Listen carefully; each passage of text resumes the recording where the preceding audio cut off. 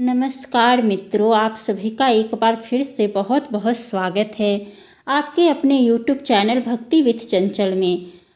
एक समय की बात है, भगवान श्री कृष्ण के मित्र सुदामा उनसे मिलने के लिए आए। द्वारिका नगरी में भगवान श्री कृष्ण उनका स्वागत करते हैं और उनके आने का कारण पूछते हैं। भगवान श्री कृष्ण के मित्र सुदामा उनसे कहते हैं, हे केशव, तुम तो सर्वज्ञ हो, तुम सब कुछ जानते हो। आज मैं तुम्हारे पास यह जानने के उद्देश्य से आया हूँ कि मनुष्य को किन किन वृक्षों का रोपण करना चाहिए, कौन से वृक्ष भवन के सामने लगाने चाहिए, किन वृक्षों का रोपण करने से दरिद्रता दूर होती है तथा शत्रु रोग, भाई भूत, पिशाच आदि संकटों से बचाने के लिए कौन से वृक्ष भवन की सीमा में लगाने चाहिए। भगवान श्री कृष्ण मुस्कुराते हुए कहते हैं, मित्र सुदामा, तुमने आज समस्त मानव जाति के कल्याण के उद्देश्य से अत्यंत ही महत्वपूर्ण प्रश्न किया है।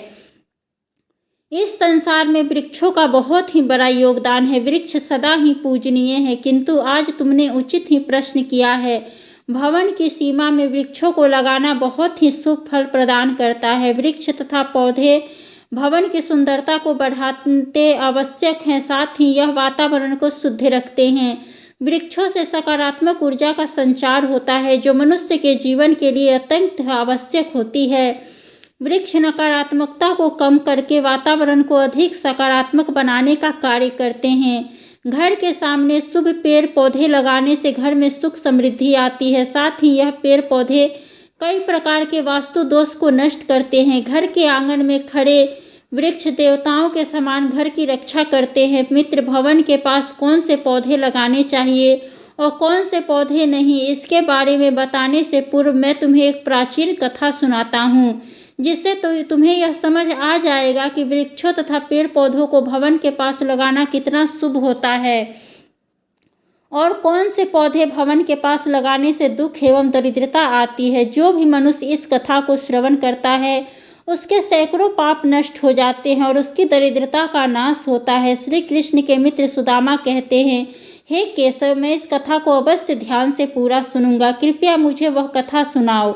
भगवान श्री कृष्ण कहते हैं, मित्र सुदामा, पूर्व काल की बात है, मध्य देश में एक अत्यंत शोभेमान नगरी थी। उस नगरी में रमेश नाम का सेठ अपनी पत्नी सुनंदा के साथ निवास करता था। रामेश्वर भगवान विष्णु का भक्त था। वह नित्य भगवान विष्णु की पूजा करता था। रामेश्वर की पत्नी भी सुशील और गृह कार्य में दक्ष थी। घर में धन धान्य की कोई कमी नहीं थी। भगवान की कृपा से उसके पास सब कुछ था। इस प्रकार से अनेक दिन बीत जाने के पश्चात रामेश्वर की जो पत्नी थी उसका नाम सुनंदा था। उसने अपने आंगन में कुछ वृक्षों का रोपण किया और नित्य उन वृक्षों को जल चढ़ाकर उनकी सेवा करने लगी। किंतु रामेश्वर की पत्नी को वृक्ष रोपण का ज्ञान नहीं था। उसे जो भी वृक्ष प्रिय लगा उसी वृक्षों का रोपण किया। जो वृक्ष शुभ होते हैं उन्हें वृक्षों का रोपण उसने अपने आंगन में कर दिया, जिस कारण से उसे सेठ रामेश्वर को व्यापार में काफ़ी घाटा होने लगा। उसके घर में रोज क्लेश होने लगा। पति पत्नी में बार बार क्लेश होने लगे। उन दिनों के दोनों के जीवन में अनेक कठिनाइयां आने लगी। सेठ रामेश्वर का सारा व्यापार डूब गया और उसका सारा धन भी नष्ट हो गया।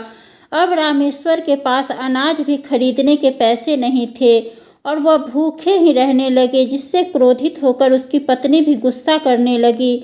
वह अपने पति को कोई काम करने के लिए कहती। फिर सेठ रामेश्वर काम मांगने के लिए गांव में घूमने लगा, लेकिन उसे कहीं पर भी कोई काम नहीं मिलता था। उसने आकर अपनी पत्नी से कहा, हे सुनंदा, मुझे तो कोई भी काम नहीं देता है, अब मैं कहाँ पर काम खोजने जाऊँ। वे दोनों ही पूरी तरह से हतबल हो गए थे। दोनों के पास भी उद्योग करने के लिए कुछ भी नहीं था। सेठ रामेश्वर ने अपनी पत्नी के सारे गहने भी बेच डाले और जो कुछ भी अन्न मिला उसी से पेट भर लिया करते थे। इस प्रकार से अशुभ वृक्ष लगाने के कारण दोनों के ही जीवन में घर दरिद्रता और संकट आने लगे, किंतु वे दोनों ही इस बात को नहीं जानते थे। फिर एक दिन एक साधु महात्मा सेठ रामेश्वर के घर पर पधारे हैं। उन्हें देखकर सेठ रामेश्वर उन्हें प्रणाम करते हैं और कहते हैं, हे साधु महाराज, पधारिए। इस गरीब के घर में आपका बहुत बहुत स्वागत है। कहिए, मैं आपकी किस प्रकार से सहायता कर सकता हूँ। वे साधु महाराज कहने लगते हैं, हे महोदय, मैं तीर्थ यात्रा पर निकला हूँ, विश्राम करने के लिए कोई जगह खोज रहा हूँ। आपको कोई कष्ट न हो तो मुझे अपने घर में स्थान दे दो। मैं अनेक दिनों से भूखा हूँ, कुछ भोजन भी प्राप्त हो जाए तो बड़ी कृपा होगी। साधु महाराज के ऐसे वचन सुनकर वह सेठ रामेश्वर कहने लगा, कृपा करके आप घर के भीतर चलिए। फिर वह साधु महाराज उसे सेठ रामेश्वर के घर के भीतर जाते हैं और विश्राम करने लगते हैं। रामेश्वर उन साधु महाराज की बड़ी सेवा करता है, किंतु उसके पास अन्न का एक दाना नहीं होता। तो वह अपनी पत्नी से कहता है, हे प्रिय, आज हमारे घर पे जो साधु महात्मा आए हैं वो बड़े ही पुण्यवान दिखाई पड़ते हैं। हमें उनके लिए भोजन का कुछ उपाय करना चाहिए। मैं गांव में जाकर किसी से थोड़ा सा धन मांग कर लाता हूँ। इतना कहकर वह सेठ रामेश्वर गांव में एक सेठ के घर जाता है और उसे सेठ से थोड़ा सा धन देने की विनती करता है, किंतु वह सेठ उसे रामेश्वर को धन देने से इनकार कर देता है और कहता है, तुम्हारे पास तो फूटी कौड़ी नहीं है, तुम मेरा धन कैसे वापस करोगे। सेठ रामेश्वर कहता है कृपा करके आप मुझे थोड़ा सा धन दीजिए, मैं जल्द ही आपको लौटा दूंगा। यदि मैं कल धन नहीं लौटा पाया तो आप मेरा घर ले लीजिए। सेठ रमेश की बात सुनकर उस सेठ को उस पर थोड़ी दया आती है और वह धन देते हुए कहता है, सेठ रामेश्वर, यदि तुमने धन नहीं लौटा पाया तो तुम स्वयं ही मुझे अपना घर सौंप देना। सेठ रामेश्वर कहता है, सेठ, मैं वचन देता हूँ, यदि मैं धन नहीं लौटा पाया तो मैं आपको अपना घर सौंप दूंगा। फिर रामेश्वर उसे सेठ से धन लेकर बाजार से दूध, चावल, सब्जी, आटा, शक्कर आदि चीज़ें खरीद लेता है और लौटकर अपने घर आ जाता है। फिर वह अपनी पत्नी से कहता है, प्रिया, तुम उस साधु महात्मा के लिए भोजन बनाओ। फिर सेठ रामेश्वर की पत्नी भोजन बनाती है और उन साधु महात्मा को भोजन परोसते हैं। इस प्रकार से उस सेठ रामेश्वर की भक्ति और निष्ठा को देखकर वे साधु महाराज बहुत प्रसन्न हो जाते हैं। भोजन हो जाने के पश्चात और जाते जाते उस रामेश्वर से कहते हैं, सेठ, मैं तुम्हारी भक्ति और आदर सम्मान से अत्यंत प्रसन्न हूँ। तुम्हारी जो भी कामना हो मुझे बताओ, मैं अवश्य पूरी करूँगा। तब वह सेठ रामेश्वर कहता है, हे महात्मा, आपका आशीर्वाद ही हमारे लिए सब कुछ है, किंतु मैं आपको से यह जानना चाहता हूँ कि किस पाप के कारण मुझे दरिद्रता का दुख भोगना पड़ रहा है। हमने तो भगवान विष्णु की भक्ति की है, फिर हमारे जीवन में दरिद्रता क्यों आई है, इसका क्या कारण है और इस दरिद्रता को दूर करने के लिए मुझे क्या उपाय करना चाहिए। फिर वह साधु महात्मा कहते हैं, हे सेठ, मैं जब तुम्हारे द्वार पर आया था तभी मुझे यह अज्ञात हो गया था कि तुम्हारे जीवन में दरिद्रता और संकट आए हुए हैं, क्योंकि तुम्हारे भवन के सामने जो वृक्ष है वही तुम्हारी दरिद्रता के कारण है।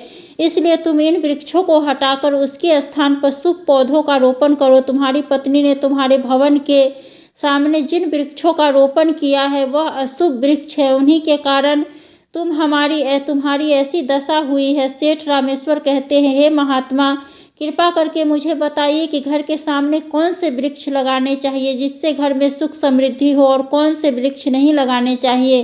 कृपया करके आप मुझे विस्तार से समझाइए, मैं आपका बड़ा ही आभारी रहूँगा। फिर वह साधु महात्मा कहते हैं, सेठ, ठीक है, अब मैं तुम्हें उन शुभ वृक्षों के विषय में बताता हूँ जिस घर के पास लगने से शुभ फलों की प्राप्ति होती है, इसलिए तुम ध्यानपूर्वक सुनो। सेठ, किसी जलाशय के समीप पीपल का वृक्ष लगाने वाले मनुष्य को जो फल मिलता है वह सैकड़ों यज्ञों के समान होता है। जब पीपल के पत्ते उस जलाशय में गिरते हैं तो वह पिंड के समान होकर पितरों को तृप्त प्रदान करते हैं और इससे सभी प्रकार के पितृदोष समाप्त हो जाते हैं। जो मनुष्य नित्य स्नान करके पीपल को स्पर्श करता है वह सभी पापों से मुक्त हो जाता है और कभी पराजित नहीं होता है। पीपल को स्पर्श करने से लक्ष्मी की प्राप्ति होती है और उसकी पक्ष करने से आयु में वृद्धि होती है। पीपल की जड़ में श्री विष्णु, तने में शिवजी और अग्रभाग में ब्रह्मा जी स्थित है।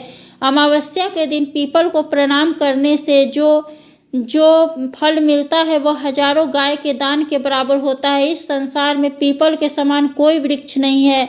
साक्षात श्री हरि विष्णु इस वृक्ष के रूप में पृथ्वी पर विराजमान होते हैं और पीपल के वृक्ष को चोट पहुंचाना अथवा उसकी टहनी तोड़ना महापाप माना जाता है। ऐसा मनुष्य एक कल्प तक नरक में रहता है और जो पीपल के जड़ से काटता है उसको कभी नरक से उधार नहीं होता है। सेठ, अब मैं तुम्हें दूसरे वृक्ष के बारे में बताता हूँ। आंवले का फल समस्त लोकों में प्रसिद्ध है और यह परम पवित्र है। आंवलों को लगाने से स्त्री को पुरुष जन्म मृत्यु के बंधन से मुक्त हो जाते हैं और यह पवित्र फल भगवान विष्णु को अत्यंत प्रसन्न करने वाला एवं शुभ माना गया है। इसके खाने से सभी पापों से मुक्ति मिलती है। आंवला खाने से आयु बढ़ती है।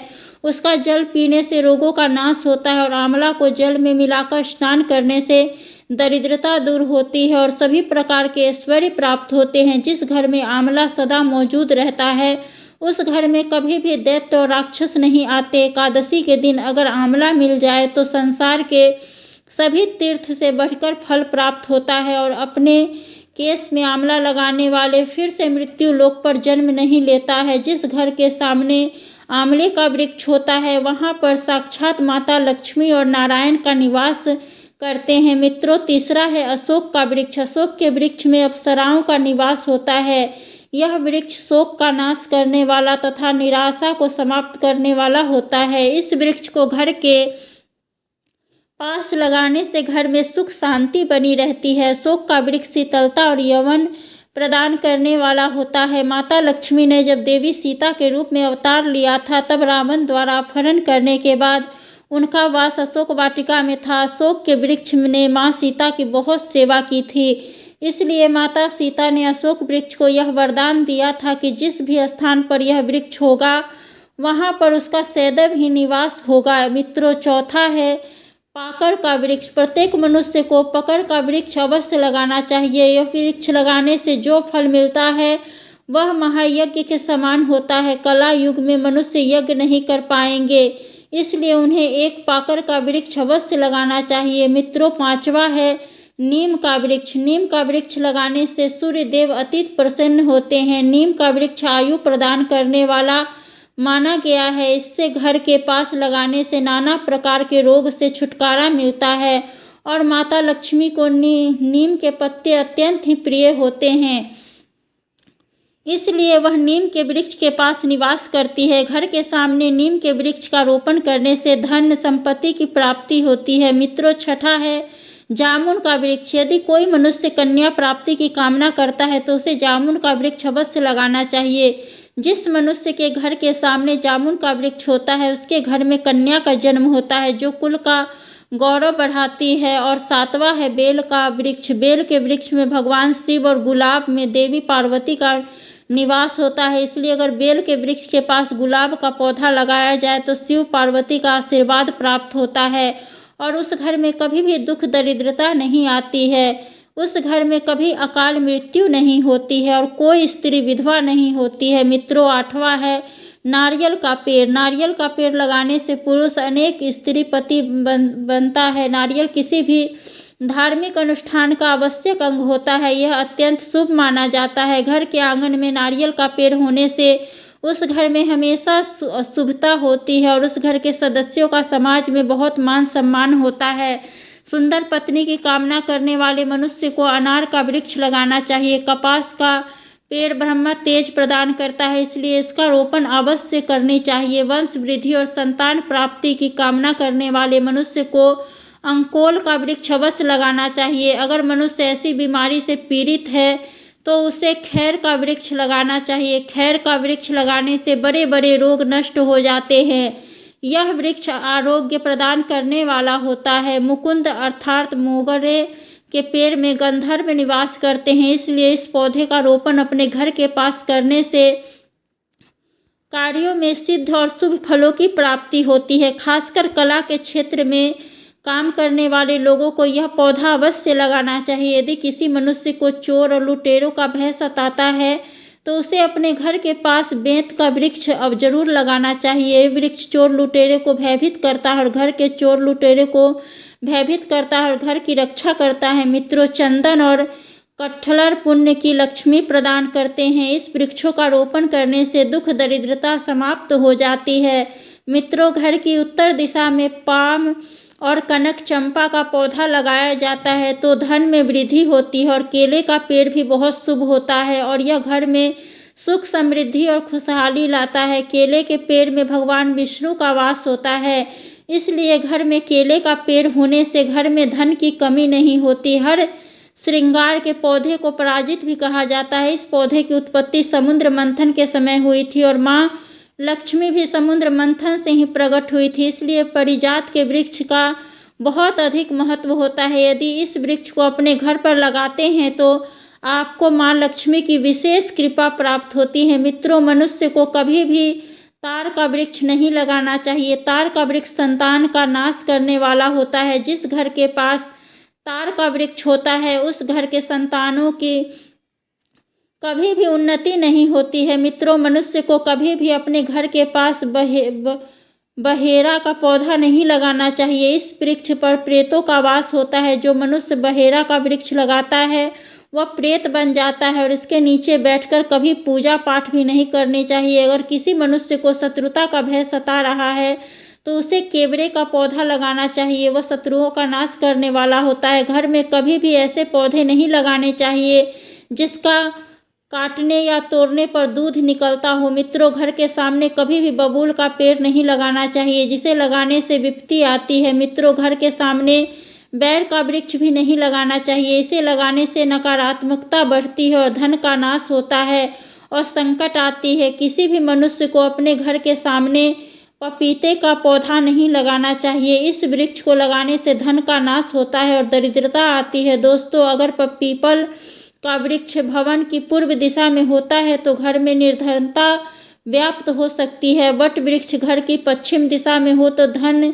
घर में शोक का काल चिरकाल तक रहता है। मित्रों, दक्षिण दिशा में तुलसी का पौधा हो तो संतान को पीड़ा सहन करनी पड़ती है। किसी भी मृत वृक्ष की छाया घर पर पड़ती है तो मृत्यु अचूक होता है। मृत वृक्ष को तुरंत उखाड़ देना चाहिए। वे साधु महात्मा कहते हैं, हे सेठ, इस प्रकार से मैं तुम्हें इन सभी शुभ और अशुभ वृक्षों के विषय में बता दिया, इसलिए तुम इन वृक्षों का रोपण करो और भगवान की कृपा को प्राप्त करो। वह सेठ रामेश्वर कहता है, हे महात्मा, आपने आज मुझे उत्तम ज्ञान दिया है, मैं आपका धन्यवाद करता हूँ। मित्रों, फिर वह साधु महात्मा सेठ रामेश्वर को आशीर्वाद देकर उस स्थान से अंतर्ध्यान हो जाते हैं।